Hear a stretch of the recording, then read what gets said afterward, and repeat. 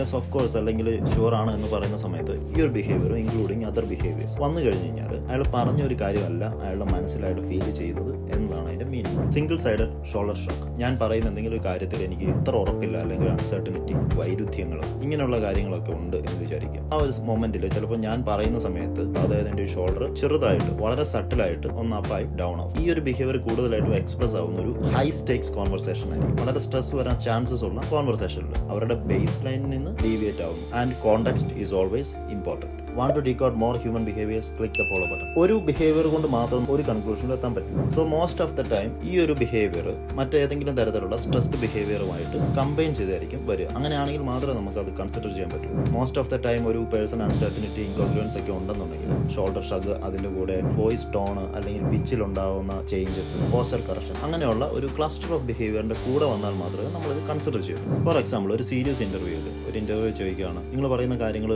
Correct ആണോ എന്ന് ചോദിക്കുന്ന സമയത്ത് ആ വ്യക്തി തിരിച്ചു പറയുകയാണ് യെസ് ഓഫ് കോഴ്സ് അല്ലെങ്കിൽ ഷുവർ ആണ് എന്ന് പറയുന്ന സമയത്ത് ഈ ഒരു ബിഹേവിയർ ഇൻക്ലൂഡിങ് അതർ ബിഹേവിയേഴ്സ് വന്നു കഴിഞ്ഞ് കഴിഞ്ഞാൽ അയാൾ പറഞ്ഞ ഒരു കാര്യമല്ല അയാളുടെ മനസ്സിലായിട്ട് ഫീൽ ചെയ്യുന്നത് എന്നതാണ് അതിന്റെ meaning. These subtle cues reveal what people are really feeling, no matter what they say.